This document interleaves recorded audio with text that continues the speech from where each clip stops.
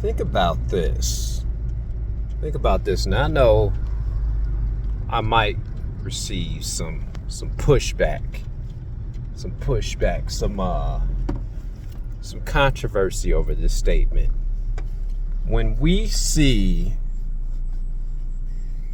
money's going to fund or help Ukraine and all these other nations, and I'm talking about we as black people. We as black people. Now, can we say that our government isn't doing anything to help us out? Now, when I look at all of the stories about the Chicago Housing Authority and the projects and their start, which was in 1937. 1937. These were made to be homes for the World War II veterans. You actually had to have a pretty decent credit. Oh, I was about to hit a hummingbird. You actually had to have decent credit to get approved into the housing project. So they made the housing projects for decent people, decent working class people.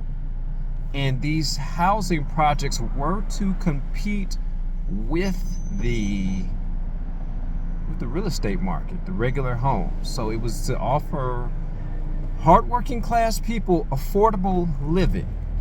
Now, going by what my grandfather has told me and what my father has told me and all these other stories of these old timers, the projects, they were very nice.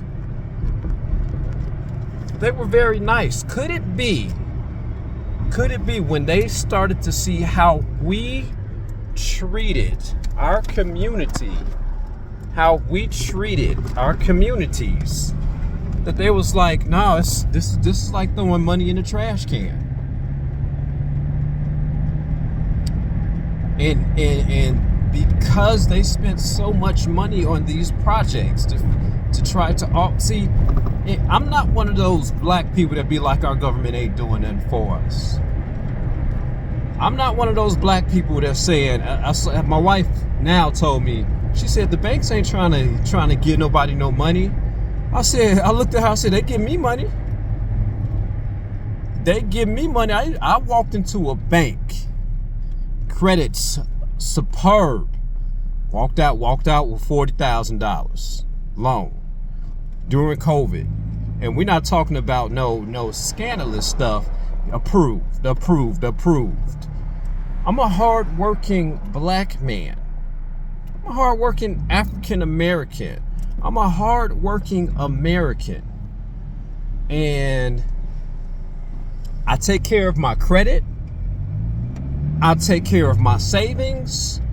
I plan for the future. I am, when people look at me now, they might confuse me with Dominican, Puerto Rican. My mother, she's Puerto Rican, the one that raised me. And I think I was in the mall last week, and a lady was like, "What language do you speak?" I said, "English."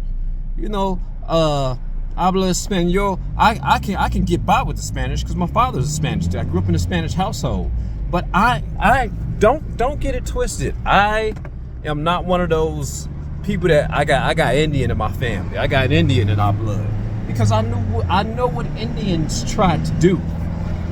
Look up the term $5 Indians and scalping it and what all that meant. Especially when it comes to black people and slavery. No, I ain't got this. This is USDA black right here. And I'm proud of it. Charleston White said he wasn't proud to be black. Charleston White said that he was proud to be a nigga. I said, whoa.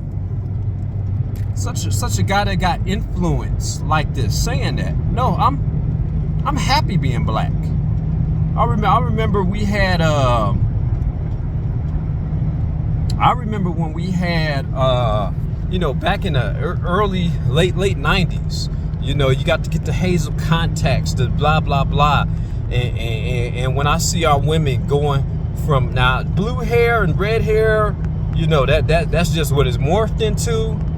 But getting the perms, getting all this stuff done to them, you know, even just trying to fit into some type of, and I could be wrong, but why you gotta wear? I asked my wife, she don't wear no weave, she's black.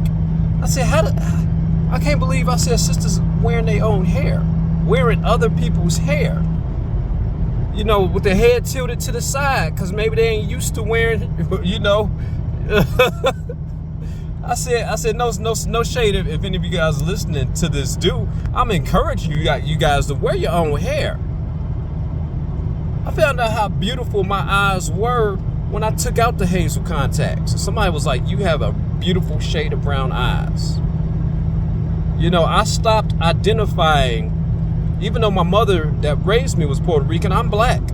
Because when I went to Puerto Rico, they did not put me in the Puerto Rican boat. They put me in the nigger boat. You're not from here. You Dominican or Cuban. I was like, wow. Even with my auntie from Puerto Rico, when she said that the blacks are destroying the island, you know, that was the last conversation I had with her. Because I said, if you bring, and my auntie's same color, if you come over here, they're gonna treat you just like they treat me, especially if you get to mouthing off like that. How dare you? Oh man. So I'm thinking about, you know, when we say they not trying to help us, looking back in the past, going back to the past, like my grandfather, he's 90 years old, and he is a believer that yes, we got the help, we made it, blah blah blah, because he did. Boy from Mississippi. Now he wasn't picking cotton as part of slavery, but he knew what it was like to pick the cotton. But he took advantages, good advantages of the things that were in place for him as a black man in America. Took advantage, came up to Mississippi with his brother, worked here, got into a maintenance program. I mean, the man can do math like the back of his hand. Any math. And it's like he used what the system gave him to get ahead. So leave a message in the comment section. Do you think that our government really has not helped black people? Have they not helped us? Have they not tried to? Could it be that they said every time we give these people, I'm not going to use the words we could assume they use, every white person is not like that. I had to tell somebody from the Midwest, I said, no, that's not every white person. They're not like that. You know, come out here to the West, you're going to see a whole different thing. Because I'm looking back through history, I'm like, wow, they actually tried. But because we, and I'm gonna throw myself into the we category, because I'm black, started destroying our neighborhoods. You know, and here's the thing. Here's the thing about the Irish, about the Italians, about the Jews. They can upgrade to regular white status. Unfortunately, us as black folks, we can't do that. So when an area goes down and we can't upgrade to white status, you know, it looks bad. It's like the niggas are destroying the neighborhood. And again, it's not about the hard-working middle class like my grandfather, like me. Because keep this in mind, my grandfather left the projects, went into a nice Polish community, bought a house, raised 7 kids.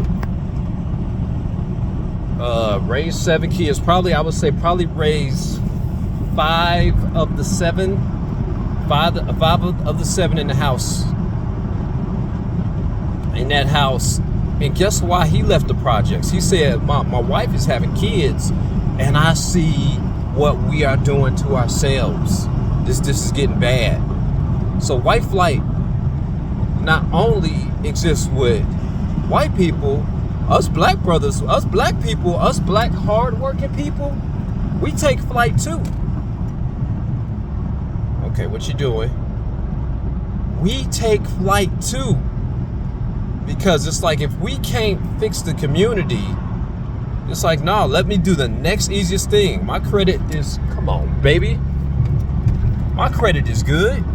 Let me get out of here. Let me move to a better way of life for my family, so my family can survive. So I don't have to worry about my sons being overpowered by the gangs. This is interesting. I've never been on this side. They expanded this expressway. But no, we take flight too. Like, if the area that I'm in, if the area that I am, you know, with guys throwing bottles all over the place, if the area that I'm in, you know, keeps getting infested with this, because apparently they still getting in with their credit. You know, they still bringing people from wherever they come from. I'm gonna fly too. Hey, if what I say ain't hitting through to y'all people about we need to keep our area clean, let me pack up and get on out of here.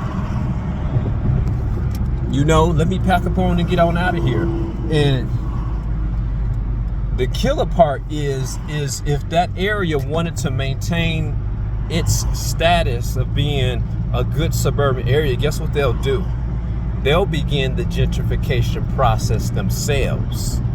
And guess what they'll do? They'll either make it where you have to have an outstanding credit rating, or they'll flip the area to become high-value condos.